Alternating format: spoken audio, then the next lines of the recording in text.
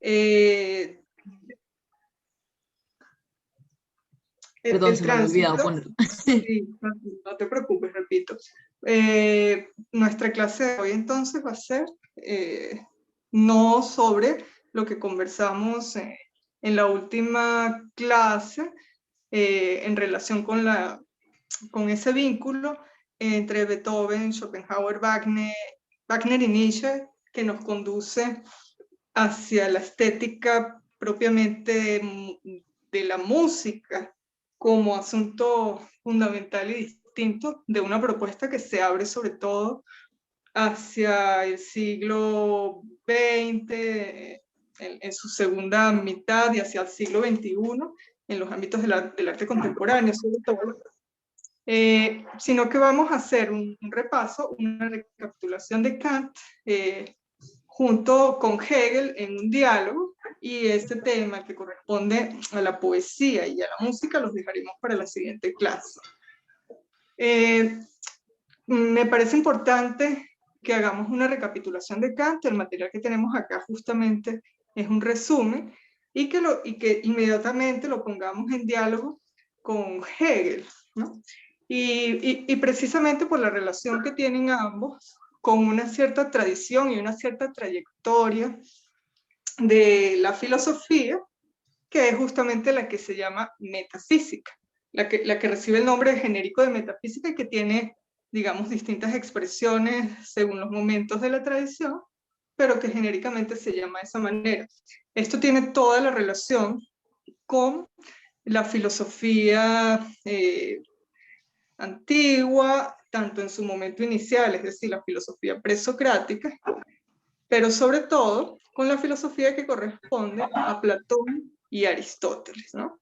Nosotros lo vimos en un principio, lo que está implicado, por ejemplo, con Parménides, en esa distinción entre el ser y no ser, lo que está implicado con Heráclito, en una comprensión de tensión constante de los contrarios, donde tanto el ser como el no ser concurren, y digamos lo que propiamente es se produce solamente en el límite de esa tensión y nunca tiene una resolución hacia el ser propiamente o hacia el no ser. Estas cosas que parecen alejadas, si lo miramos en un sentido cronológico, sin embargo nos están hablando siempre de fenómenos, es decir, fenomenológicamente, de la manera como se resuelve o se piensa al menos la tensión que siempre está implicada en estos asuntos de los que estamos hablando y que conciernen especialmente a la estética. Porque si lo revisamos, digamos, desde una mirada general, lo que está en juego acá es la tensión entre lo universal y lo particular. Es decir, de qué manera, ya sea que consideremos, buenos días, María, gracias por el saludo, ya sea que consideremos lo universal en un sentido metafísico, es decir, fuera de la física, o si consideramos lo universal en un sentido físico propiamente o cosmológico, dentro de la inmanencia, etc. Hay siempre una tensión al menos entre lo invisible y lo visible, sobre cómo se produce ese tránsito entre lo no percibido y lo que ya implica una representación, una apariencia, un aparecer en el mundo, un mostrarse, un fenómeno que concurre ante los sentidos y que podemos entonces, de alguna manera, capturar. En el caso de Aristóteles se diría a través de las categorías, también se dice de esa manera en el caso de Kant, y también en el caso de Hegel, pues más o menos sigue la misma tradición aristotélica. Y lo que se resuelve aquí entonces es justamente ese tránsito entre la invisibilidad y la visibilidad, por supuesto en relación con quien percibe y quien representa, que en este caso somos nosotros, los humanos, ¿no? Aprovecho para introducir también el tema, o los temas que corresponden a Kant y a Hegel, aprovecho para responder una pregunta que hizo la profesora Carmen Alicia en la clase en la que participé brevemente sobre cuál es la diferencia o qué significa energía, que ella lo comentaba en ese momento. Me pidió que lo pusiera en contexto y justamente con ese término estamos en el ámbito de cómo Aristóteles concibe ese paso del universal a lo particular o de lo inmaterial a lo material en un sistema que es el suyo propio de causas, ¿no? De 4 causas, que él llama la causa inicial, es decir, aquella que produce o que origina los fenómenos, la causa formal, es decir, aquella causa material en la cual los fenómenos concurren con un cierto cuerpo en el mundo, la causa eficiente, que es la que les da movimiento y les da transición desde su, digamos, desde el germen en el que está contenida su idea, hacia dónde debe entender, y luego la causa final, que sería algo así como la finalidad del fin hacia el cual está llamado un determinado ente para desarrollarse en una cierta dirección. Es decir, los humanos estamos previamente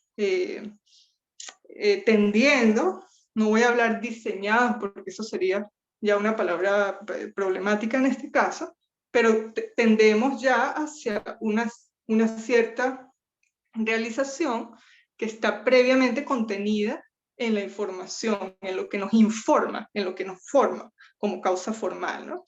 Y entonces ya desde la causa inicial nosotros tendemos hacia la causa final. Energía entonces sería un poco este tender, este movimiento que nos impulsa justamente desde la potencia, que sería lo que Aristóteles llama dynamis, hacia el acto. El acto sería propiamente entonces la energía como el lugar en el que se relaciona eso que un ente está llamado a hacer. La semilla, árbol, el niño, hombre o mujer, y cada uno de los entes ya en su realización. Entonces, en este sistema de causas que guardan una relación entre la potencia y el acto, si lo decimos en términos aristotélicos, justamente se está pensando ese fenómeno o cómo las ideas en un sentido metafísico concurren en la materia y siguen un cierto movimiento, un cierto camino hacia su realización. Esa realización en términos aristotélicos se llama entelequia, es decir, estar el ente en su telos. Y telos en sentido aristotélico significa finalidad, ¿no? Entonces, de alguna manera, este tipo de pensamiento que vemos en Aristóteles, pero que vamos a descubrir también en Kant y sobre todo en Hegel, se llama teleología. Toda estructura narrativa teleológica sigue entonces un cierto camino lineal según el cual las cosas están previamente tendiendo a su realización, siguen un cierto camino hasta esa causa final que las informa, que las realiza en lo que ellas deben ser previamente. En el caso de Hegel, esto se llama el proceso. Esto lo vamos a ver más adelante. Pero entonces aquí hay una relación que en el caso de la estética se resuelve justamente como un lugar privilegiado de esta tensión entre lo inmaterial y lo material, y justamente una tensión que puesto que no corresponde precisamente a la razón, sino a una cierta síntesis entre la razón y la sensibilidad, tiene unas características distintas. En el caso de Aristóteles, él sobre todo lo piensa en la poética, pero por supuesto sabemos que no hay propiamente una estética en Aristóteles, si lo decimos en sentido formal de la disciplina, sino lo que hay es filosofía del arte. Sin embargo, por supuesto, está pensada esta tensión, y Aristóteles lo dice sobre todo con dos términos, que serían mímesis y poiesis, es decir, copia, si se quiere, como traducción de mímesis, y poiesis como creación, y la posibilidad que hay entre la mera representación de la representación, es decir, la copia, la mímesis, como lo diría Platón, por ejemplo, la distancia que hay entre la mera copia y la creación sería justamente el lugar donde se introduce el ideal o la idealización. En el caso de Aristóteles, esa idealización se produce justamente en la representación de la forma humana, donde tenemos la posibilidad, o el artista tiene la posibilidad de acercar digamos, no forzar, sino conducir la representación hacia una cierta cercanía con la idealización propia de la divinidad, por ejemplo, ¿no? Y esto ocurre de manera similar en Kant, pero sobre todo en Hegel, ¿no? Entonces, bueno, esto como una antesala, como una aclaratoria del comentario a la o a la pregunta que hizo la profesora Carmen Elena, antes de comenzar con Kant, que en este caso es un resumen, y con introducir a Hegel, pregunto si tienen alguna duda o tienen algún comentario. Yo les comento por mi parte que vamos a reprogramar la clase perdida, y como dije al principio, entonces, la siguiente será sobre la poesía como patos romántico y la música como una vertiente distinta que se abre a esta filosofía sistemática que estamos viendo con Kant y con Hegel en la clase de hoy. ¿Alguna pregunta o alguna duda hasta acá? Creo que todo está muy claro, la verdad. Muy bien, ok. Gracias, Valerie. Entonces, Kant, que lo vimos en la última clase, con cierto detalle, o al menos señalamos los parágrafos en los que están incluidas sus nociones fundamentales de la estética, es el precursor del idealismo alemán. Al decir que está en el ámbito del idealismo, entonces ya eso nos ubica en un terreno que corresponde al pensamiento filosófico de tipo trascendental. Es decir, aunque Kant justamente hace una crítica a la metafísica y nos dice que lo único que es cognoscible por los humanos, por nosotros, es todo aquello que está solo en el orden del espacio y el tiempo, sin embargo sigue afirmando que hay una cosa en sí, es decir, algo metafísica, perdón, algo que está más allá de la física, de la física, y no podemos nosotros con nuestras prestaciones humanas acceder a ello. Hay de todas maneras en él ese reconocimiento. Entonces sigue obrando acá el idealismo como trasfondo, y lo trascendental también como presupuesto. Sin embargo, Kant, como primer y mayor representante del criticismo, como se menciona acá en el material, justamente introduce un procedimiento distinto. ¿Distinto a qué? Distinto justamente primero a la escolástica, de la cual se están distanciando todos los modernos, ¿no? Y en segundo lugar, un distanciamiento con respecto a la polémica que se inicia con Descartes, y que es esa polémica entre racionalismo y empirismo. Ya lo hemos conversado. Racionalismo está representado por aquellos que afirman que el conocimiento se produce por la razón, y empirismo por los que afirman que el conocimiento se produce por la experiencia. Kant produce una síntesis entre ambas corrientes, y en este sentido entonces da un paso adelante, pero lo hace primero abordando lo previo de la tradición filosófica, al menos moderna, a través de su método crítico. y en este sentido es entonces el precursor del criticismo, con su crítica de la razón pura, crítica de la razón práctica, y nuestro tercer libro, el que nos concierne, la crítica del juicio o la estética, en ese sentido de la disciplina. Habíamos dicho, y acá lo menciono, digamos, enumerado, me pueden detener si en algún momento tienen alguna duda ya posterior a la lectura de los parágrafos de la crítica del juicio. Acá entonces corresponde que miremos el resumen de lo que Kant llama la estética trascendental, en la crítica a la razón pura, donde divide la realidad entre lo que aparece, el phenomenon, y la cosa en sí, o noúmeno. Donde nos habla de que poseemos tres facultades del conocer, que son la sensibilidad, la imaginación y el entendimiento, y las intuiciones puras de la sensibilidad, que son el espacio y el tiempo, son las que nos permiten hacer una síntesis a posteriori. De esta síntesis entonces es de donde provienen los juicios del entendimiento, y en general también los juicios de la razón práctica, es decir, los que corresponden a las costumbres y los que corresponden a lo bello. Los primeros juicios son de la razón y los segundos juicios entonces son propiamente juicios prácticos, ¿no?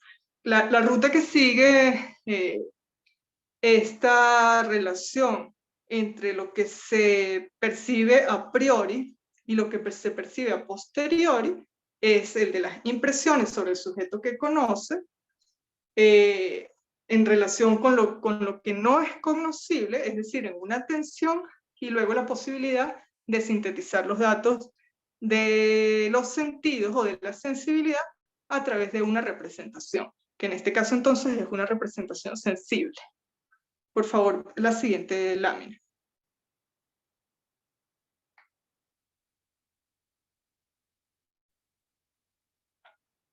La estética trascendental, ok, allí.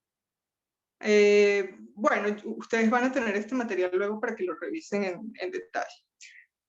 La analítica trascendental entonces nos dice justamente que las categorías, y en esto está nuevamente la relación con Aristóteles, las categorías, que sería la forma que nosotros tenemos de ordenar las impresiones extraídas del mundo exterior en el mundo interior de la intuición, esas categorías son sintetizadas y producen justamente en esa tensión con la materia la acción unificadora del concepto, y luego de esa acción entonces producen propiamente la representación, es decir, producen la imagen, ¿no? En el caso de la razón práctica, ya lo habíamos dicho, lo que se produce son imperativos, sobre todo de tipo ético, y de tipo, por supuesto, práctico, que tiene relación posterior con el juicio estético, que también es un juicio de tipo práctico, pero que está en una relación distinta con respecto a la ética. Lo señalo justamente para repetir que en toda la tradición filosófica, la ética y la estética se presentan en una tensión, de la misma manera como lo universal y lo particular, por ejemplo, también juegan esta dinámica de una tensión. En el caso entonces de la crítica del juicio, por favor, si puedes subir la lámina.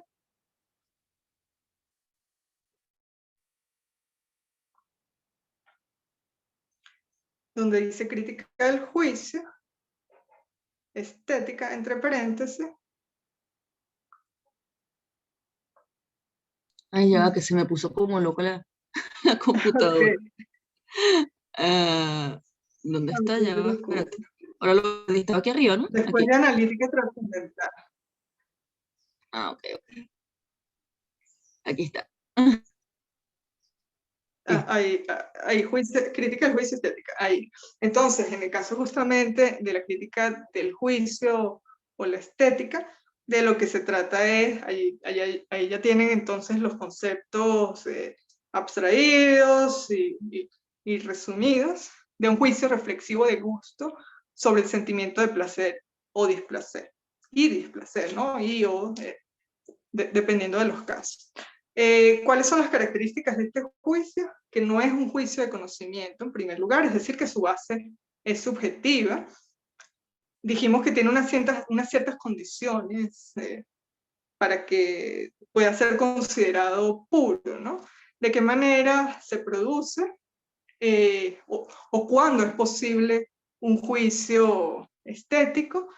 Cuando una representación sensible place, pero no inclina, es decir, nos gusta, pero no de una manera tal que no nos permita ser libres para producir el juicio, ¿no? Esa sería entonces la base, su base subjetiva, pero a la vez su base universal.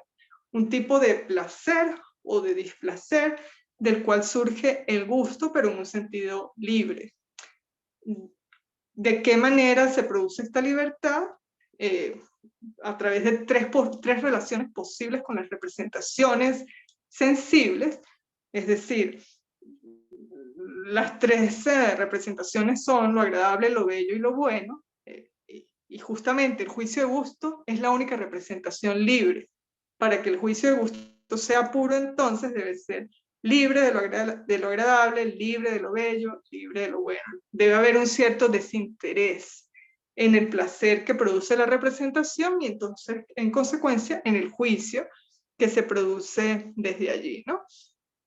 Allí están, ya para no quedarnos demasiado en el resumen, las características que ponen al juicio de gusto, entonces, que no produce conocimiento, que tiene una cierta concordancia con las condiciones que producen universalidad y por lo tanto el juicio de gusto reclama universalidad.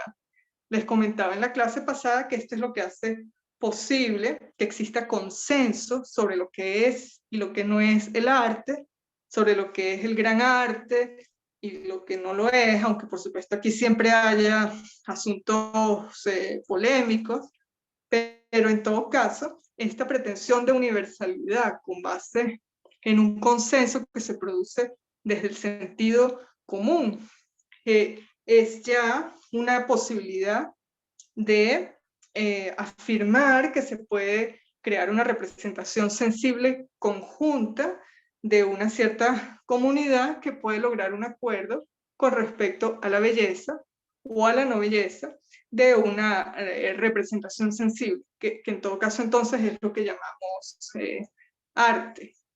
Este juicio es independiente del concepto de perfección, es decir, al no estar ligado con lo bello, con lo bueno, con lo útil, lo que produce interés, no está ligado tampoco entonces con la expectativa directa de la verdad, es decir, la verdad entendida en este caso como perfección. Entonces estamos justamente en un terreno en el que la verdad no es lo fundamental, sino la verosimilitud. En ese juego libre entre la imaginación y el entendimiento, donde ocurre la creación artística y también el juicio y la recepción para la experiencia estética, en ese juego libre justamente se produce un tipo de representación que de alguna manera empuja los límites habituales del entendimiento, que sería la razón pura. Es decir, las representaciones ya no tienen que calzar exactamente con la realidad tal como la vemos de manera directa, si podemos decirlo así, porque en realidad también esto es cuestionable, ¿no? Pero para que nos ubiquemos un poco, la representación que corresponde al arte no tiene que calzar, no tiene que adecuarse de manera exacta con la verdad, sino tener una cierta cualidad de verosimilitud que haga reconocible la representación, pero que también introduzca como una innovación o una nueva dirección de la mirada, donde justamente está la potencia del arte para, aunque no produce conocimiento, para estimular el conocimiento. Justamente en esta diferencia entre la verdad y la verosimilitud, digamos en este intersticio, para usar una palabra contemporánea, en esta grieta, en este espacio entre la mera representación del entendimiento y el reto de los límites, la plasticidad de los límites que permite la imaginación y el juego libre entre la imaginación y el entendimiento, surge ese espacio desde donde emerge como fenómeno sensible en el mundo la apariencia artística, a partir de la cual entonces se produce propiamente el juicio, ¿no?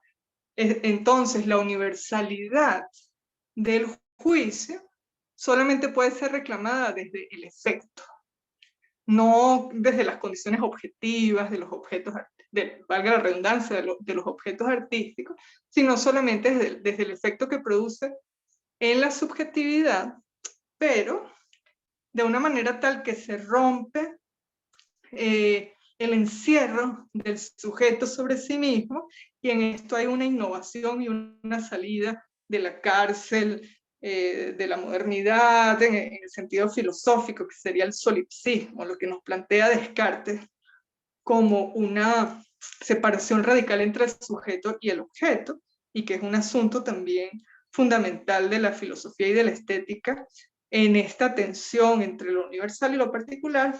Nos dice Kant entonces que este sentido común es justamente un efecto que está más allá de los límites de la individualidad de los sujetos, y entonces es una especie de intersubjetividad.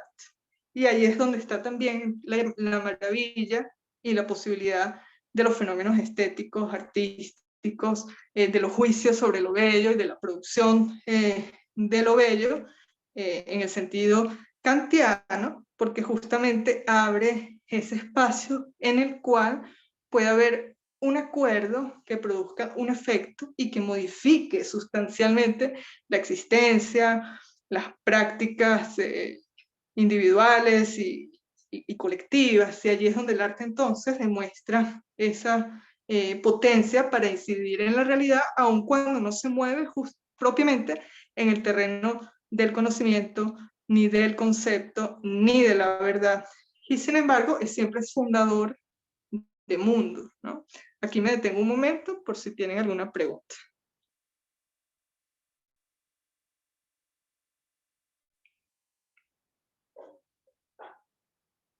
Ok, parece que no me escuchan o perdimos el audio. Ok, muy bien, gracias, Carlos. Por favor, Valerie, ¿puedes mover la lámina hacia donde dice lo bello y el gusto?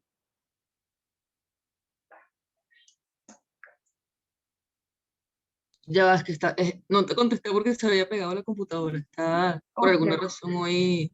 Yo tengo el mismo eh, problema y por eso te pido que me asistas, pero estamos igual entonces. está más arriba, perdón. ¿Aquí o más abajo? Donde dice lo bello y el gusto.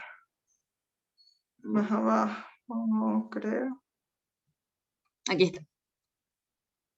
Ok, todo eso que estaba previamente son cosas de las que, son justamente las cosas de las que estaba hablando ahora.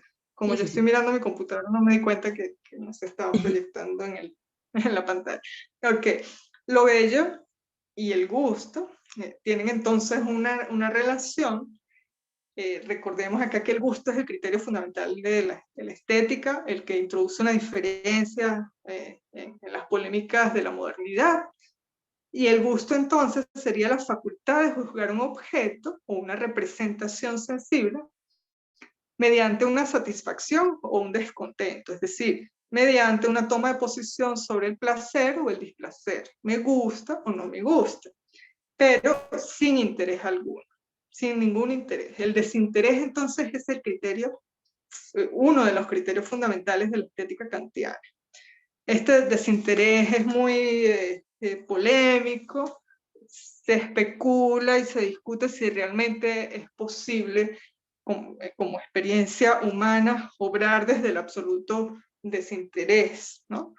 Pero en todo caso, este desinterés tiene unas connotaciones específicas que tienen que ver con el interés por lo bueno, por lo útil, por lo bello, que son requisitos que se le habían pedido previamente al arte en la tradición de la filosofía, y que en este caso entonces dejan al arte liberado de tener que responder a esos imperativos que son sobre todo de la ética o de la religión o de la propia filosofía en el sentido metafísico, y acá queda entonces el arte libre, puesto justamente en esa relación de libertad como juego entre la imaginación y el entendimiento, sin interés, desde el desinterés, pero de una manera tal que sin embargo produce el máximo interés,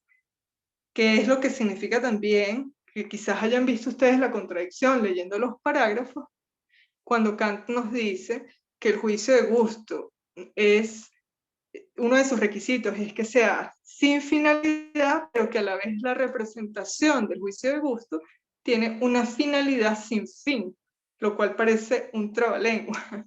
Pero ¿cuál es su finalidad? Justamente que el objeto de esa satisfacción que llamamos lo bello, aunque propiamente no produce el conocimiento, ni surge para producir conocimiento, sin embargo lo estimula. Es decir, así como la filosofía, por ejemplo, que se decía entre los griegos que surgía del ocio y que no tenía ningún objetivo directo, ninguna función directa, si lo juzgamos desde la función, que es un criterio tan moderno. Sin embargo, la filosofía tiene esa inmensa capacidad de organizar los datos de la realidad. De la misma manera, en este caso, el juicio estético tiene esa capacidad de organizar las impresiones de la sensibilidad, de la imaginación y del entendimiento en una representación que abre nuevas posibilidades para el mundo. Allí está entonces su interés, aunque haya desinterés en su producción, pero su inmenso interés para la vida común y dentro de las actividades humanas, porque el arte es una actividad humana, donde justamente muestra el camino por el cual se pueden introducir nuevos elementos, nuevos matices, que es una palabra tan ligada a lo artístico, en la realidad, en el pensamiento y en la aparición de los fenómenos, ¿no? Entonces allí está la relación, la finalidad sin fin, un acercamiento a la libertad, exactamente. Un interés también político. Pues, por favor, Carlos, amplíame la pregunta que no le entiendo. Es decir, la libertad del interés de tipo político, supongo que es lo que estás preguntando. Sí, también debe tener, y sobre todo, es muy importante que tenga libertad con relación a los fines políticos, ¿no? Porque en ese caso, entonces, estamos ya en el terreno de la propaganda, dicho en términos modernos, por supuesto, pero de la apología de sistemas y regímenes, que es una discusión distinta, que sí está en todos los casos sujeta a unos fines muy específicos y donde entonces el arte quedaría justamente desprovisto de su fuerza fundamental, ¿no?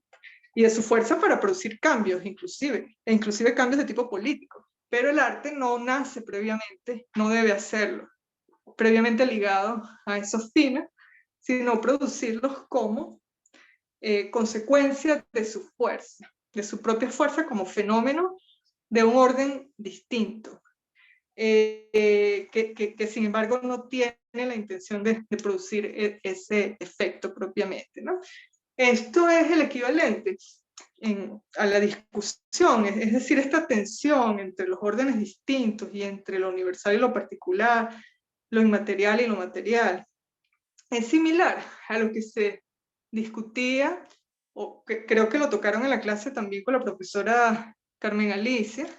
En el caso de cómo dialogan, por ejemplo, las imágenes y las palabras en términos generales y cómo dialogan en un poeta, por ejemplo, como Blake, quien era además grabador.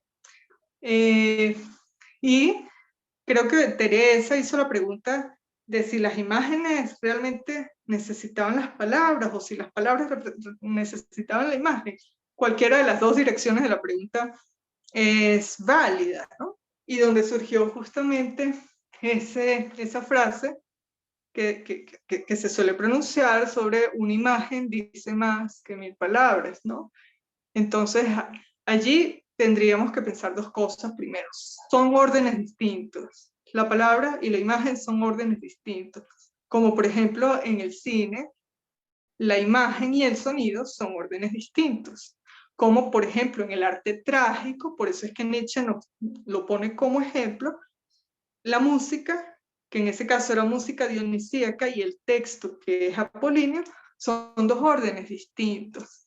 Y cuando ellos concurren juntos, no son necesariamente un efecto uno sobre el otro, o algo así como una ilustración. Es decir, la imagen, en el caso de los poemas de Blake, no es ilustración de las palabras, ni las palabras es ilustración, son ilustración de la imagen, sino son dos órdenes distintos, cada uno con su autonomía en sentido artístico, que producen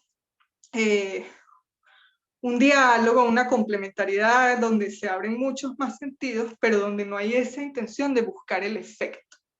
Si se buscara propiamente el efecto, caeríamos entonces en lo que artísticamente se llama el efectismo, que es un tipo de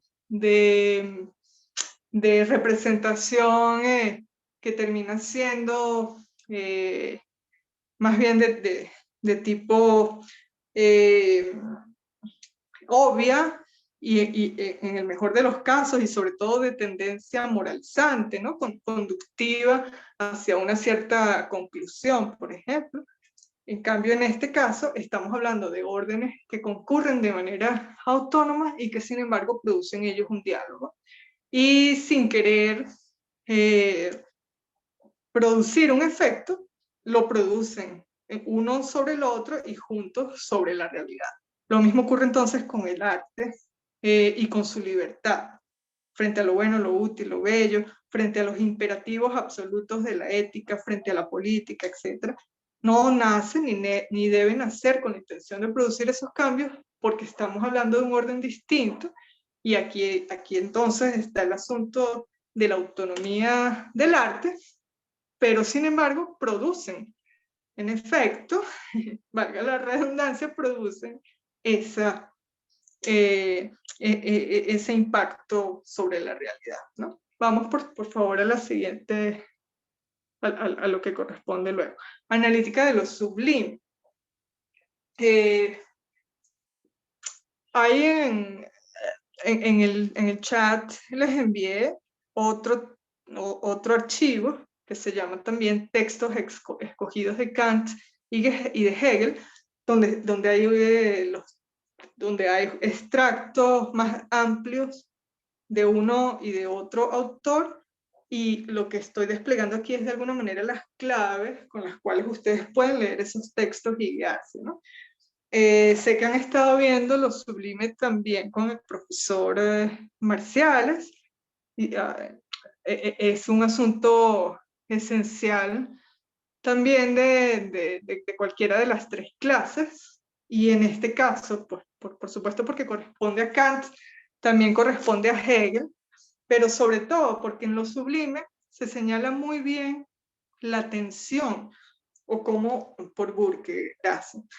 En este caso entonces lo vemos por Kant y por Hegel, cómo lo sublime resuelve la tensión entre, o no la resuelve, sino que pone muy de relieve la tensión entre lo material y lo inmaterial, porque lo sublime propiamente es ese tipo de representación que no queda muy bien adecuada a la figuración tal cual como nosotros la procesamos desde la razón pura, desde el entendimiento, sino que de alguna manera excede y casi pugna por salirse de las formas, por desbordar la forma, y produciendo un tipo de fenómeno ante el cual se produce un cierto malestar de la representación, un cierto malestar de los sentidos, porque estamos en un terreno en el cual no podemos atrapar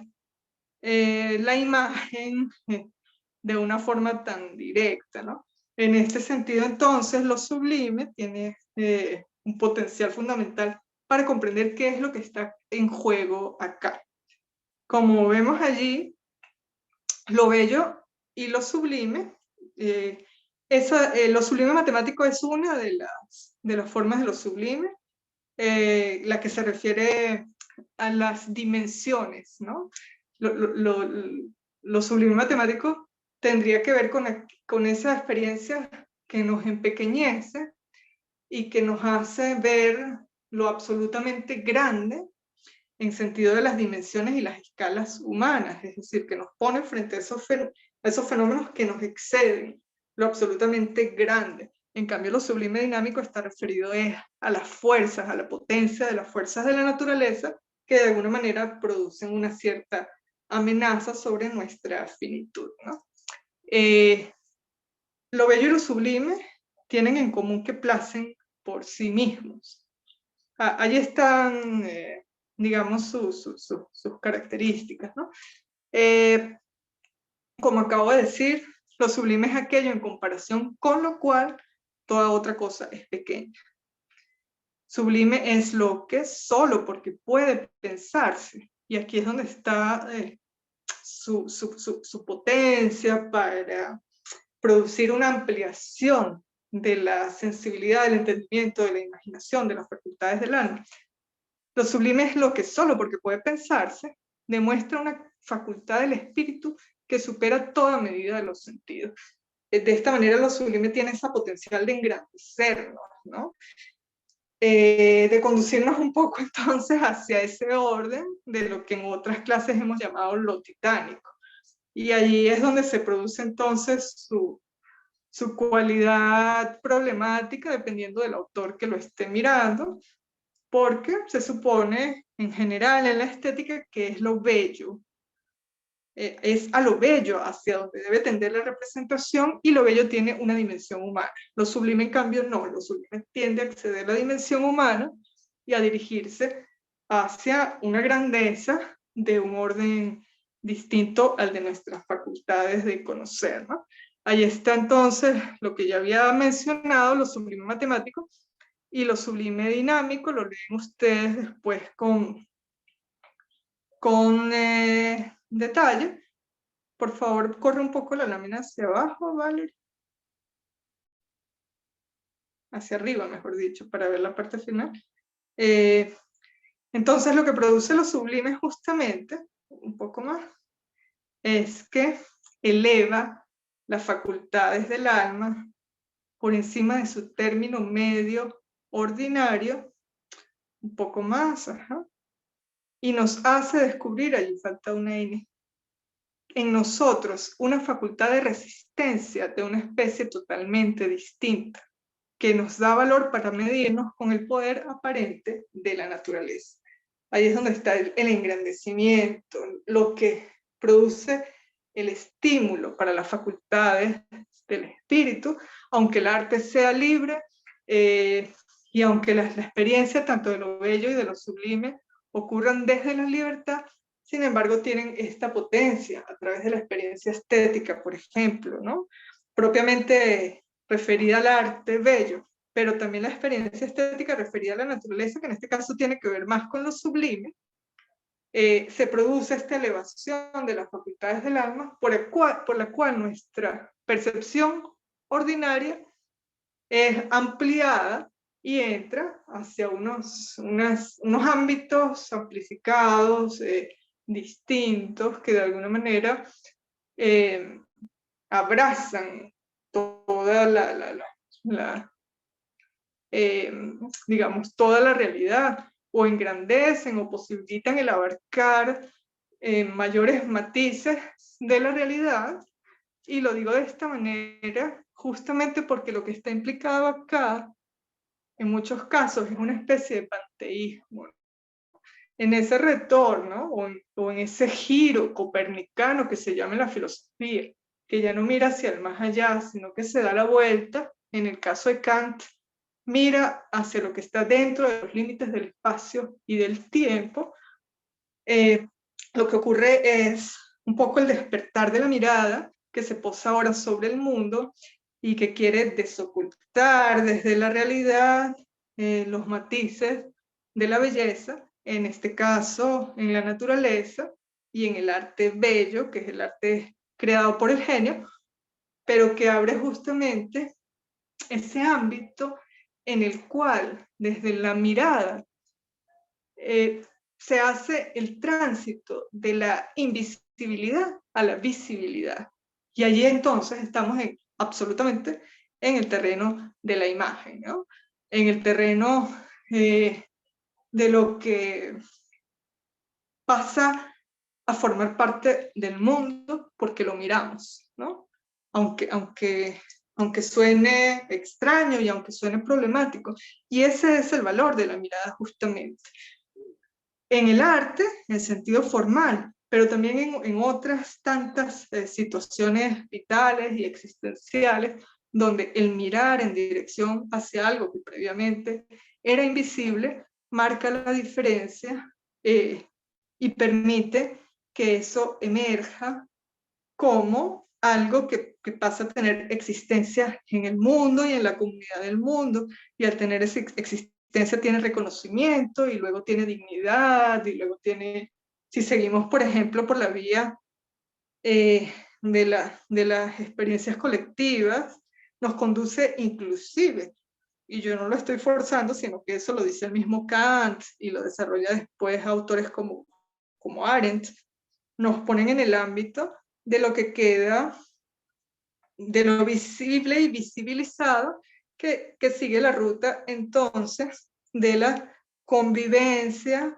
la diversidad, el reconocimiento de la pluralidad y por lo tanto asuntos como el ejercicio de la vida colectiva en el sentido de lo que llamamos democracia, ¿no? Entonces esto es muchísimo más amplio que pensar solamente el ámbito de la naturaleza o del arte en relación con la belleza. Vamos más adelante. Por favor. Ahí está, entonces, las características del arte bello. Ustedes ya lo van a ver con detalle. Acá es el resumen. Seguimos un poco más adelante. Entonces, para entrar con Hegel, ¿no? Vemos, eso sí, y es muy importante recalcarlo, que el arte bello queda en la estética kantiana referido específicamente al genio. Es decir, la estética de Kant es una estética sobre la producción de un cierto talento que le da la regla al arte, que le da su regla al arte, y que tiene unas ciertas características, originalidad, ejemplaridad, expresión, universalidad, que marcan unos terrenos distintos a lo propiamente artístico, ¿no? De alguna manera, entonces, la estética, tal como es descrita por Kant y como es tomada justamente en este rasgo del genio por el romanticismo, desde su mirada y su propensión hacia a la individualidad, ¿no? Y su vuelco hacia la interioridad y su comprensión de la obra de arte como la libertad, pero también como la creación del alma bella, es decir, el alma bella como obra de arte fundamental en el sentido interno y la libertad como obra de arte fundamental en el sentido externo o colectivo. La estética del genio es lo que más marca el romanticismo, es el rasgo kantiano que más que es tomado y sobre todo desarrollado desde el punto de vista de la individualidad, ¿no? Vemos entonces en adelante que la modernidad y los movimientos artísticos posteriores al romanticismo son el camino de la puesta en marcha y la radicalización de lo que se deriva, de las consecuencias de la estética del genio kantiana, ¿no? Vamos entonces a comenzar ahora con Hegel. Les pregunto si tienen alguna duda o comentario hasta acá. No, la verdad está súper claro, sobre todo porque se complementa muy bien con lo que hemos estado hablando con Luis, entonces Ok, creo ok, que está chévere. muy bien. Por favor, me dices la hora, Valerie. Son las 10:30 exactamente. Ok, ok. Tenemos un rato. Pierdo, en realidad pierdo la noción del tiempo por razones obvias. Estos temas son densos, ¿no? Hegel entonces estaría inscrito en este trayecto de, primero, de la polémica entre racionalismo y empirismo, que se inicia sobre todo con Descartes, ¿no? Quien es el mismo racionalista, quien produce esa división entre objeto y sujeto, y produce el objeto como el mundo que está fuera del sujeto, y justamente como el mundo de la representación, ¿no? Están entonces el sujeto, que es el criterio que valida, y está todo lo demás, lo externo del sujeto, que sería el mundo de la representación. Kant produce esa síntesis, dándole un lugar tanto a la razón como a la experiencia, en su estética trascendental, en su analítica trascendental de las categorías y específicamente en el juicio estético, ¿no? En el caso de Hegel, hay entonces un seguir un poco por esta ruta, pero llevarlo en una dirección distinta. Hegel sigue estando en el ámbito del idealismo, ¿no? Y de esta comprensión el espíritu como criterio fundamental de validación, de importancia y de veracidad de los fenómenos en su apariencia en el mundo, en su aparecer en el mundo. Pero Hegel, de alguna manera, radicaliza las consecuencias de ese giro hacia el mundo y dice justamente que en esta tensión que se produce entre la razón y el espíritu, entre lo absoluto y lo finito, entre lo temporal y lo intemporal, la materia y lo inmaterial, etc., hay una separación de dos órdenes distintos, pero sin embargo, órdenes que deben ser realizados en su totalidad, de manera tal que se realizan primero en la conciencia, pero después deben realizarse también en el mundo. Entonces aquí hay una radicalización, es una especie de entrada de estos asuntos directamente en la realización a través de lo propio del mundo, en el sentido temporal y finito, que es la historia, y la estética entonces, la estética hegeliana, quiero decir, queda puesta o ubicada dentro de su sistema como uno de los pasos o uno de los escalones o de los estadios por los cuales se produce este camino de realización del espíritu absoluto en el mundo. Primero como conciencia, autoconciencia, después como espíritu en el mundo, ¿no? Como vemos acá, Hegel, quien vivió entre 1770 y 1831, produce una filosofía sistemática. ¿Qué significa una filosofía sistemática? Es en este caso, por cierto, el último de los grandes sistemáticos de la filosofía, la cúspide, de la filosofía de tipo metafísico, y el lugar desde el cual, y a partir de entonces, se producen las críticas. Y la filosofía ya de tipo fragmentaria, ¿no? Como la vemos en los autores que vienen a continuación y que son más de la vertiente de Schopenhauer, Nietzsche, Heidegger y los que van en esa dirección, ¿no? Hegel es cercano a Aristóteles, también tiene una comprensión teleológica, es decir, su filosofía sistemática. Por sistemática se entiende una construcción donde todas las piezas calzan, a la manera de un edificio coherente, donde las conclusiones que se desprenden de una de las partes deben cuadrar con las conclusiones que se desprenden de las otras partes, ¿no? Y tiene un sentido de teleología también, porque tiene ese presupuesto de que las cosas surgen con una suerte de destino, de misión, de cometido previo, y que deben transitar un cierto camino hacia su realización. En el caso de Hegel, este camino se llama proceso, ¿no? Es la palabra fundamental que de alguna manera delata cualquier idea, proyecto, reflexión, comprensión de mundo, como hegeliano, ¿no? Allí donde esté la palabra proceso, siempre está Hegel por detrás.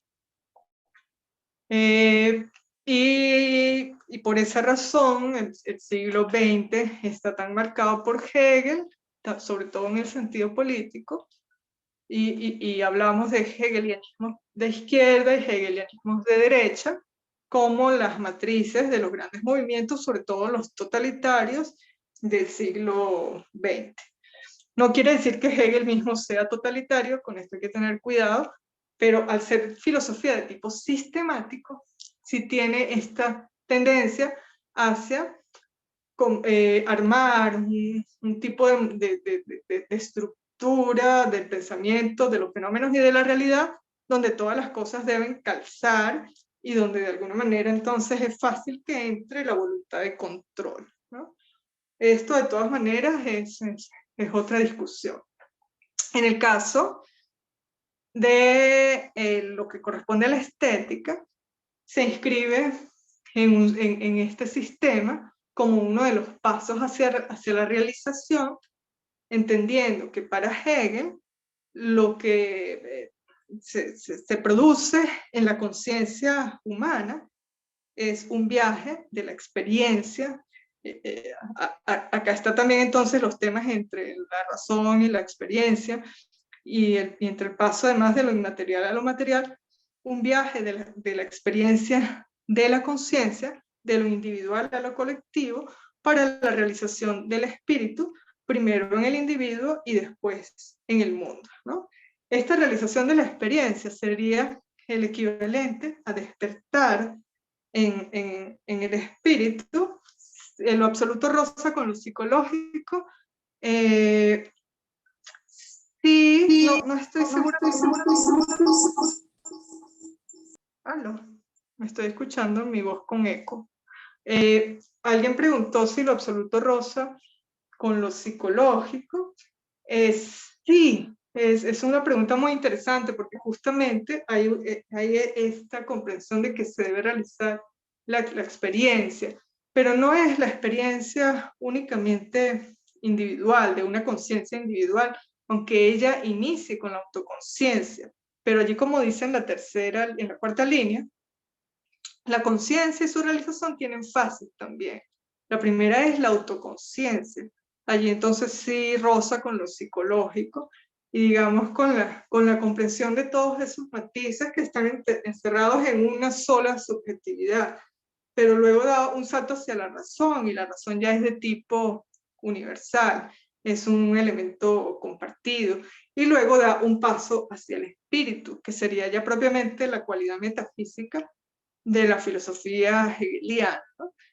Pero en el sentido de la autoconciencia sí roza con la comprensión psicológica, y tiene que ver justamente como con iluminar todas esas áreas oscuras de la propia experiencia subjetiva, hacerlas conscientes. Para decirlo en términos hegelianos, es hacerlas positivas o positivizarlas, recordando que su método dialéctico es un paso de lo negativo a lo positivo, una tensión entre ambos órdenes. Lo negativo de alguna manera es también lo invisible o lo no hecho conciencia, y lo positivo es aquello que logra ser formulado, aprehendido, conceptualizado, determinado y puesto entonces al frente como algo de tipo positivo, es decir, como una existencia formal en el mundo, ¿no? En ese tránsito, entonces, se pasa por nada Isabel, de la autoconciencia a la razón y al espíritu. Hegel nos habla de que hay una filosofía de la naturaleza, entonces, y una filosofía del espíritu. Aquí está nuevamente la tensión.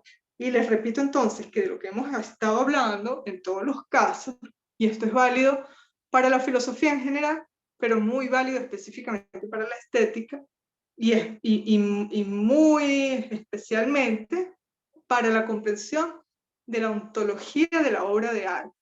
¿Qué tipo de síntesis es la que se produce en la obra de arte? Es justamente un tipo de síntesis que produce, si no una resolución, al menos una propuesta para, o una propuesta frente a la tensión entre lo universal y lo particular. Un objeto tal o una representación sensible tal que es reconocible allí tanto lo universal como lo particular, que queda de alguna manera abierto y que por eso justamente nos hace salirnos de nuestra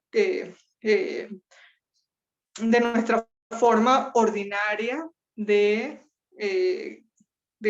representar, de comprender y de estar en el mundo, justamente porque entre las actividades humanas, esta tiene como privilegio ser una de las que más muestra esa tensión, ¿no? Y justamente la belleza también tiene esa cualidad, ser uno de los fenómenos que más reluce, como lo podemos decir en términos platónicos o como lo retoma Heidegger, ¿no? Lo que más reluce, lo que más nos llama la atención, nos arrebata y de alguna manera, siendo una representación sensible, nos deja de alguna manera presentir un orden que está más allá de nuestras capacidades de representación. Acá en el sistema hegeliano, esto se llama espíritu, ¿no? La tensión entonces sería entre lo que corresponde a la naturaleza, que son los fenómenos exteriores, y lo que corresponde al espíritu. Aquí hay un viraje muy importante, porque de alguna manera en este viaje de la experiencia de la conciencia nos podemos imaginar una especie de pasajero, aunque esto suene surrealista, ¿no? La conciencia como una suerte de pasajero que se realiza primero en la autoconciencia, que pasa luego a la razón y al espíritu, que se despliega en el mundo, así lo dice Hegel, esos son sus términos, es decir, se desenvuelve, se despliega en el mundo, de alguna manera lo abarca todo, lo abraza y lo incorpora. Incorporar en el sentido del cuerpo, ¿no? De volver particular lo universal, de tomarlo y hacerlo encarnar en el mundo, ¿no? Entonces, luego de hacer ese viaje, primero en sentido individual y luego en el despliegue del espíritu en el mundo como conciencia colectiva, esa conciencia hace como una especie de viaje de retorno, ¿no? Y aquí es donde está entonces el método especulativo, que tiene esa relación con la palabra espejo, ¿no? Reflexivo también, porque refleja, es el reflejo temporal del espíritu eterno, del espíritu intemporal. Estas representaciones sensibles, en este caso, se despliegan en el mundo, pero luego se dan la vuelta y se vuelven sobre sí mismas. Aquí es donde se produce propiamente, en este recogerse sobre sí mismas, donde se produce lo reflexivo, y en el caso del arte, donde se produce esa especie de recolección de lo universal que luego es traído de vuelta hacia lo particular. Esta tensión, sin embargo, entre la interioridad y la exterioridad puede producir reacciones, ¿no? ¿Por qué? Por favor, sube un poco la lámina, Valerie. Nietzsche, en ese texto que leímos, El nacimiento de la tragedia, en una sección en particular que se llama La experiencia dionisíaca del mundo, nos habla de esta experiencia de la percepción, en relación, por supuesto, como lo vimos con Apolo y Dionisos, como una especie de salirse, la experiencia dionisíaca, en ese salirse de los límites apolíneos, que serían los del entendimiento, produce el sentimiento de embriaguez. ¿Y qué ocurre con el sentimiento de embriaguez? Tiene un límite en el cual es una suerte de amplificación de la fuerza, pero ese límite muy pronto puede convertirse en su contrario. Si se excede, produce una especie de incomodidad, allí como cuando se nos mueve el mundo, ya no sabemos ubicarnos en una experiencia de embriaguez, donde de alguna manera se produce la reacción de sostenernos de algo para no caernos, ¿no? Lo estoy diciendo todo en sentido metafórico, justamente porque ya no nos podemos ubicar de manera suficiente en nuestra percepción, en nuestra sensibilidad, y entonces lo que se produce es como una especie de náusea, como lo dice Sartre. Esa experiencia de mareo y de incomodidad por esa inadecuación. Ok, ¿me escuchan ahora? Sí, a mí no, yo te escuché perfecto todo el tiempo. Ok, esa sensación de inadecuación entre nuestra manera de percibir y la experiencia que se está saliendo de alguna manera de esos límites, ¿no? Entonces, en esa tensión entre la interioridad y la exterioridad, Hegel nos dice que se pueden producir tres reacciones. Una de las reacciones es quedarse entretenido constantemente en la duda con respecto al valor de la interioridad, es decir, quedarse mirando adentro, un poco el ensimismamiento, ¿no? El quedarse encerrado sobre sí mismo. Nos habla de una segunda reacción, que es la reacción de Fausto, que sería la incapacidad de encontrar la verdad, como dice aquí, es una incapacidad que se vuelca hacia el mundo porque quiere conocerlo todo. Si no puede conocer la verdad, que es el bien absoluto, entonces al menos puede conocer el mal hasta el final, es decir, el mundo de manera total hasta el final. Sería la reacción de Fausto, por supuesto, en relación con el mito que Goethe puso en circulación para este momento, ¿no? La tercera reacción sería la del alma bella, sería el retiro del mundo. Esta es la reacción, por ejemplo, del Verde, de Goethe también. La reacción del alma bella se retira del mundo por el temor que tiene el alma a perder su interioridad, donde se supone que habita de forma pura lo ideal, ¿no? Hegel no está de acuerdo o no se decanta, no toma posición por estas reacciones, sino todo lo contrario.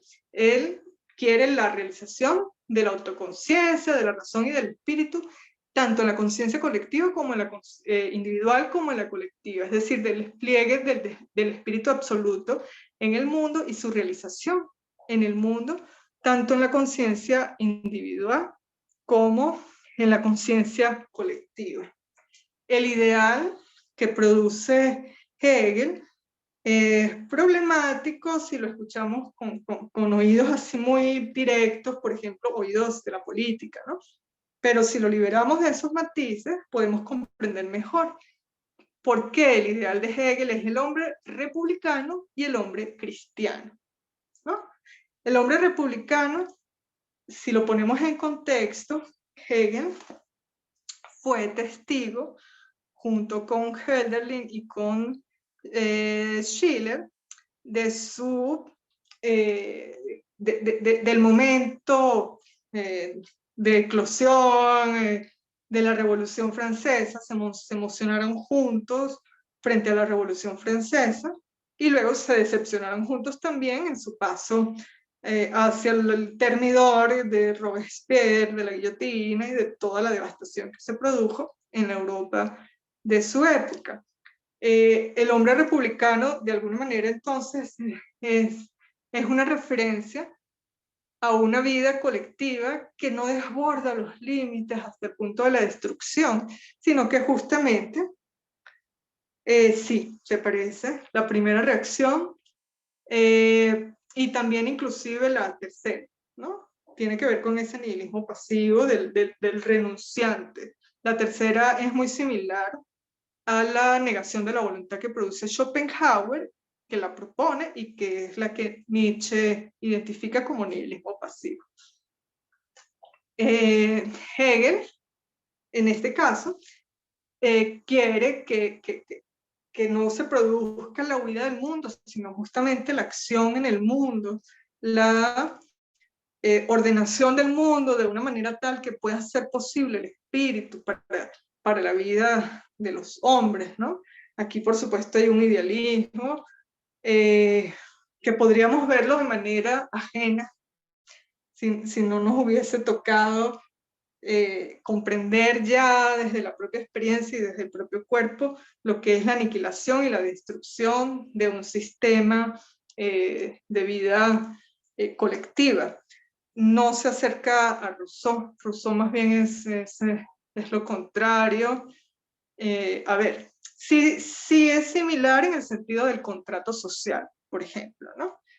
Pero Rousseau tiene más bien un ideal de retorno a la naturaleza, una comprensión según la cual la cultura es todo lo que pervierte la experiencia humana y es la naturaleza donde se puede hallar verdaderamente el sentimiento de la bondad originaria que estaría en la naturaleza humana. Y él quisiera más bien el retorno a la naturaleza. Pero en vista de que esto no es posible, entonces propone que a través de un contrato social se medien las diferencias humanas, pero hay una especie más bien de desprecio hacia la vida de la cultura, ¿no? Eso está muy claro, lo iba a mencionar hoy, pero son tantas cosas que lo dejé pasar. Está muy claro justamente en la primera parte del discurso sobre las ciencias y las artes que tienen como texto en el Padlet. Allí está, en la primera parte queda muy clara su posición en esa tensión entre la naturaleza y la cultura. Hegel, por el contrario, no es muy amante de la naturaleza, por cierto. Considera incluso que la realización se produce en el mundo, que se produce en la cultura. Entonces, en este sentido, no es similar a Rousseau. ¿En qué serían similares? En el hecho de que ambos hablan a favor de una cierta necesidad de conciliación de los intereses particulares y los intereses colectivos, que queda de alguna manera volcada en una forma, ya sea estatal o ya sea en una forma legal, ¿no? Rousseau tiene, por ejemplo, el contrato social, Hegel tiene la filosofía del derecho, ¿no? Para hacer una similitud. Sin embargo, esta manera de ubicar su ideal en lo republicano es entonces una comprensión de alguna manera de retorno desde una experiencia donde todos los límites han sido desbordados y se ha producido un gran daño para la vida, ¿no? Eso nosotros podemos entenderlo hoy también, habiendo vivido una experiencia similar. Y luego el segundo ideal hegeliano es el hombre cristiano, y eso también puede resultarnos muy difícil de escuchar, pero lo vamos a ver ahora en su comprensión de lo que es la belleza. Por favor, Valerie, corre las láminas hacia la siguiente. Gracias. Hegel, si comprendemos digamos, el dogma fundamental, la piedra angular fundamental de la doctrina cristiana, podemos comprender cómo se le da una cierta resolución desde esa doctrina a la tensión entre lo universal y lo particular. ¿Qué tipo de Dios o de divinidad, en todo caso, representa Cristo, ¿no? Lo pensamos en un sentido filosófico, ¿no? Y si nos remitimos justamente al dogma, ¿alguien puede o quiere responder? ¿Qué tipo de Dios es el que representa a Jesucristo? Que lo hace distinto al resto de las divinidades, por ejemplo, las divinidades de la cultura clásica y las que corresponden a otras tradiciones también. Sí, en algún sentido, pero lo que yo estoy apuntando, exacto, es hombre. ¿Qué significa que es hombre? Es el Dios encarnado, ¿no? El Cristo es justamente entonces el Dios o la divinidad que, siendo universal, encarna en la materia y se vuelve particular, ¿no? Es decir, allí queda de alguna manera sugerida o resuelta, dicho siempre en términos filosóficos y no religiosos, la tensión en la existencia singular de un cierto hombre que aparece frente a la historia o en la historia como Dios encarnado. Entonces, en este sentido, lo que representa el ideal de Hegel como hombre cristiano, del hombre cristiano, es en relación con el arte, el significado de la encarnación. Es decir, el mejor arte o la belleza es justamente la que logra esa encarnación de lo universal en lo particular. Aquí queda señalado como la unidad del contenido y del modo de ser de ese contenido, que deriva de la apropiación y de la adecuación de la realidad al concepto.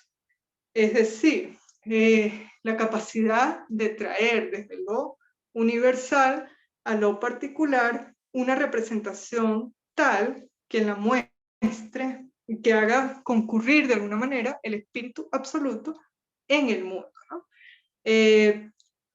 La búsqueda de esta unidad que se produciría en la representación, en este caso del arte, nos dice Hegel que es una aspiración a la unidad absoluta y que solo es el mejor arte o el arte ideal aquel que logra esa perfecta interpretación. Y el arte que no ha llegado aún a esa interpretación y que no ha encontrado el contenido que le conviene, no posee todavía una forma precisa y definitiva.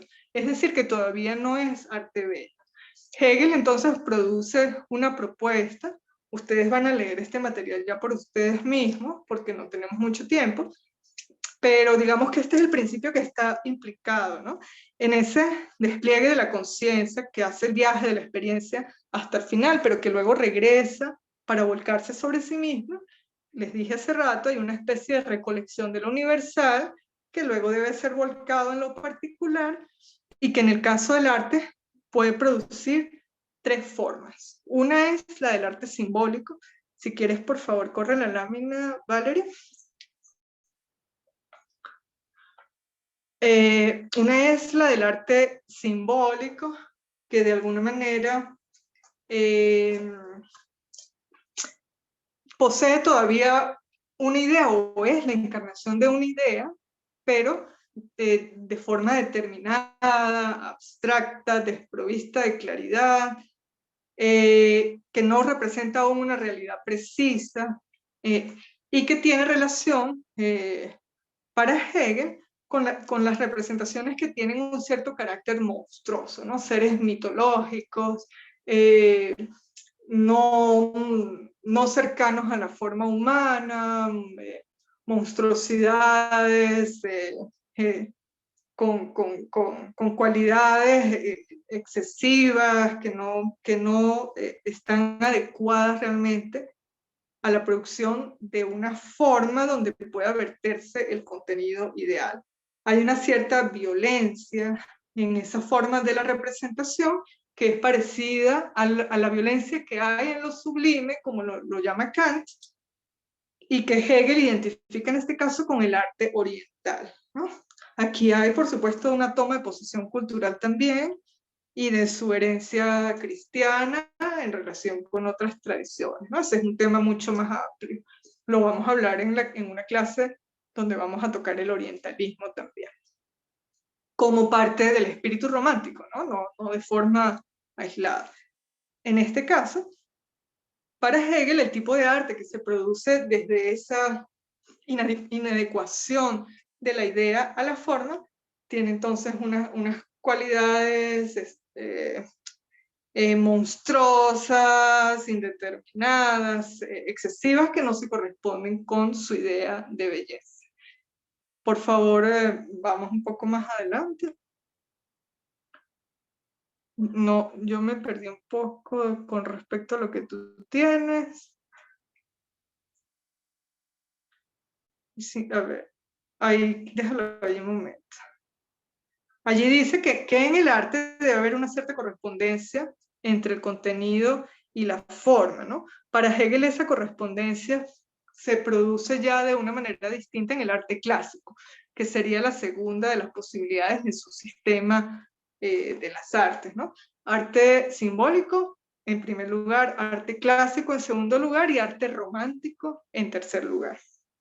El arte simbólico tiene entonces esa cualidad de inadecuación entre la idea y la forma, de ausencia de correspondencia, donde la forma queda excedida y produce violencia. El arte clásico, en cambio, que sería el propio de la antigüedad clásica griega, implicaría ya una cierta idealización, como la vemos en la representación humana, tal como es exaltada, por ejemplo, por Aristóteles en su estética o en su poética, o en todo caso en su filosofía del arte, en el sentido en el cual desde la representación del cuerpo humano se puede producir la idealización. Sin embargo, Hegel opina que esta idealización no es todavía una completa correspondencia del contenido y de la forma, porque lo que queda representado es la divinidad. Y la divinidad de alguna manera continúa siendo ajena a la materia. Queda representada, ¿no? En la escultura griega, por ejemplo. Queda representada, pero queda como una apariencia de un orden ajeno, que sería justamente el de la divinidad, donde no hay entonces una completa encarnación de lo inmaterial en lo material, es decir, del espíritu en el mundo. Por eso dice Hegel que allí todavía no hay que aunque haya el germen del arte logrado, del arte realizado en el camino de la realización del espíritu en el mundo, no es todavía la forma ideal. Esta forma ideal solo se produce en el arte romántico, que de alguna manera sería el momento en el cual ya el espíritu, según Hegel, habiendo seguido su camino del viaje de la experiencia de la conciencia, retorna sobre sí mismo para atrapar en la forma tanto el contenido simbólico como el contenido ya por mediación de la encarnación que representa la doctrina cristiana, por la encarnación de la divinidad en la materia y en el mundo.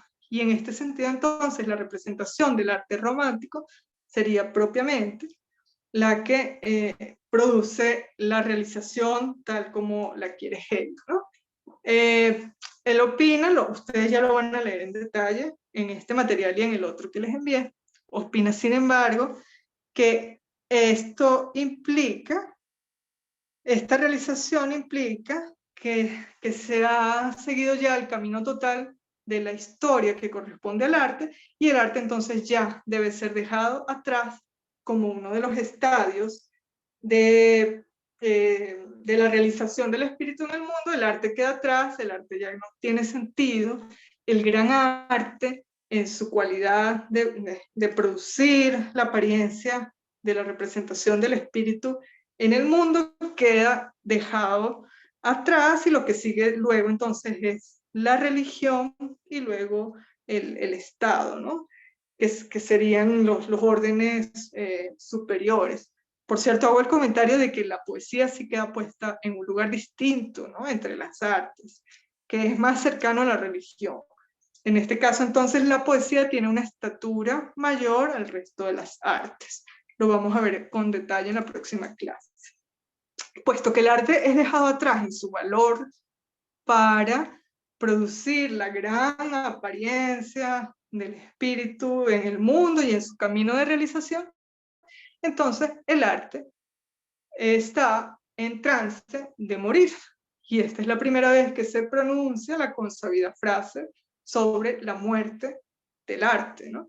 Que no es de signo posterior nietzscheano, ni de otros teóricos del arte que posteriormente han pronunciado, como Danto, por ejemplo, en el arte contemporáneo, que han pronunciado esta sentencia sobre la muerte del arte. Es en Hegel donde se produce por primera vez y este es su contexto. ¿Tiene alguien alguna pregunta?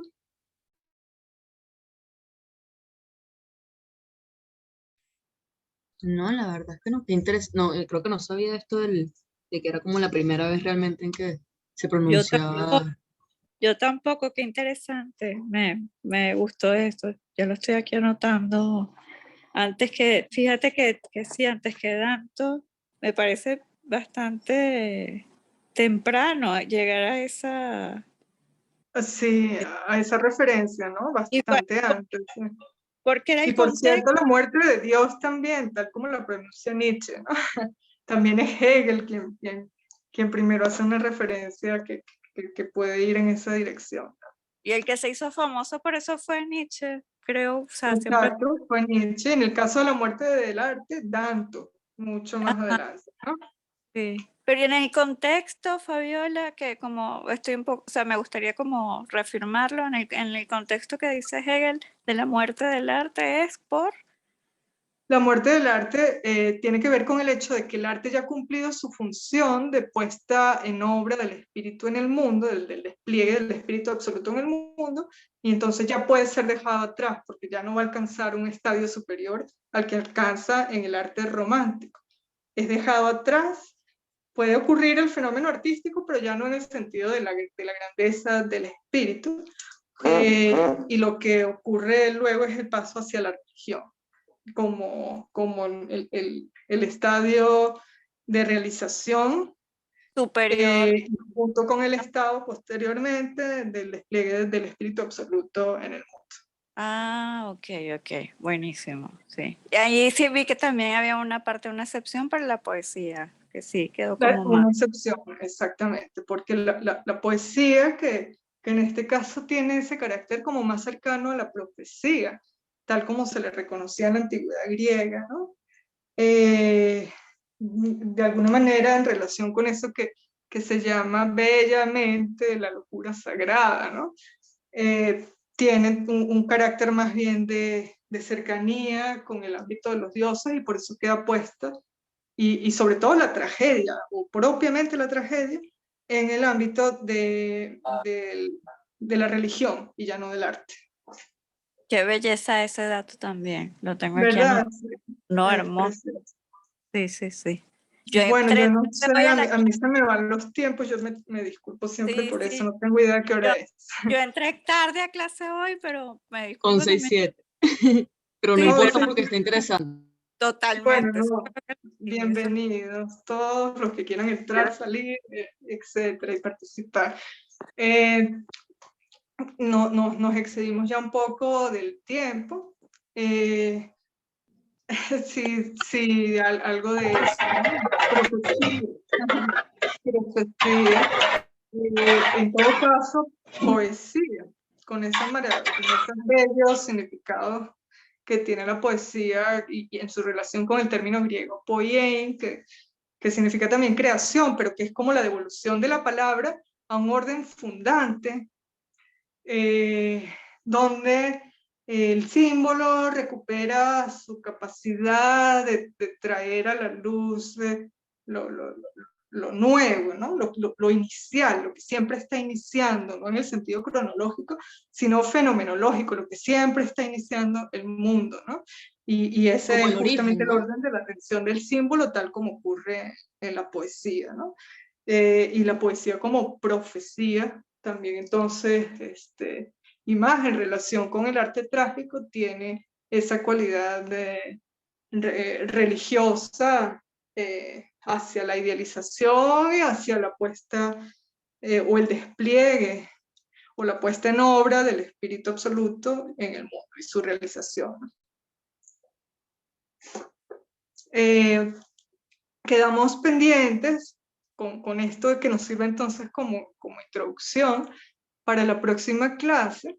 Vamos a ver los temas de la guía que corresponden a la poesía como pato fundamental o Stimmung. Hay una palabra alemana también que es muy linda, estado de ánimo, disposición del ánimo.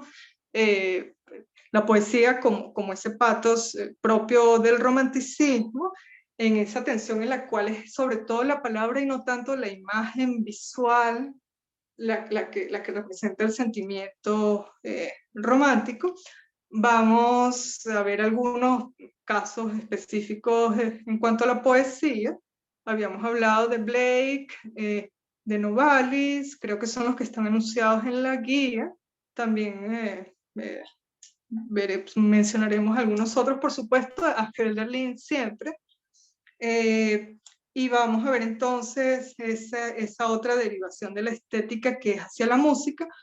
Quise dejarlos juntos porque justamente en la imagen que propone Schopenhauer en el mundo como voluntad y representación, la música, si lo pensamos como un espejo, en ese método reflexivo que nos pone siempre en juego el arte, habría como una especie de límite de la superficie del espejo, donde por detrás, en los universales anteriores a la cosa, al objetual, está la música, y por delante, lo primero, ya en tendencia hacia el mundo, sería justamente la palabra poética. Entonces allí están ellos relacionados en ese límite donde se resuelve o se intenta o se pulsa la tensión entre lo universal y lo particular. Ese sería el tema de la próxima clase. ¿Alguna pregunta, comentario, sugerencia o todo lo que... Bellísimo todo, bellísimo, de verdad, Fabiola, qué bonita clase. Bueno, muchas gracias. Tenía aquí un par de citas extraídas que no me va a dar tiempo de leer, pero las voy a tipear en este momento para enviarlas por el chat. Una de Agamben en relación con la imagen, otra de Hegel en el fragmento sistemático de 1800. Hay un libro que les quiero recomendar a los que tengan acceso a las librerías en Caracas, sobre todo. Hay un libro de Vidancourt, que escrito por el profesor José Rafael Herrera de la Universidad Central, que se llama Bajo el signo de los dioses, donde él nos habla desde una similitud de Hegel, de Hölderlin y de Beethoven, y de verdad es una belleza, y sobre todo en este camino en donde estamos intentando asemejar filosofía, pensamiento poético, música, en una cierta propensión que resuelve esa tensión de lo universal y lo particular. Les recomiendo ese libro y también les voy a mandar entonces otra cita de Gadamer en relación con el símbolo, como lo que reintegra una parte del ser, para que recuerden que el último texto que vamos a trabajar es La actualidad de lo bello de Gadamer, ¿no? Ese es un PDF que tengo que enviar todavía. Y les voy a mandar un regalito para los que estén interesados. Es un bello libro de Jaspers, filósofo alemán, que se llama Leonardo como filósofo, Leonardo da Vinci, ¿no? Como filósofo, donde nos habla justamente de cómo allí, en ese momento, se produce pensamiento encarnado en la imagen, ¿no? Y ahí hay muchísimas cosas maravillosas que pensar. Por lo pronto dejamos la clase hasta aquí. Gracias por esos regalos, están buenísimos. Buenísimo, sí. Si me los mandas, los subo en el Padlet de una vez para que todos lo tengan. Ok, profe. las láminas, bueno, yo se las mandé al chat, si las puedes subir en el Padlet no hay problema. Los Sí, sí. extractos, este es un resumen, la otra son textos extraídos de una guía del profesor Humberto Ortiz del Diplomado de Arte Contemporáneo, que se llama justamente Problemas Estéticos de la Modernidad. Él allí tiene una muy buena selección de textos de Hegel y de Kant, que es la que les pasé. Y bueno, las citas sí se las voy a pasar por el chat, y el texto de Gadamer y el texto de Jasper se lo paso a Valerie. Buenísimo. Bueno, que tengan entonces una bonita semana y seguimos en contacto por el chat. Me Gracias. disculpo por la profe. clase que no se pudo Gracias, dar profe. la semana Sí, estamos- pasada y la vamos Estamos a reprogramar. pendientes. Ok, Ujú. estamos pendientes. Ok, Dale. Feliz semana. Hasta pronto. ¿Cuál? igual, Chao. hasta luego. Saludos.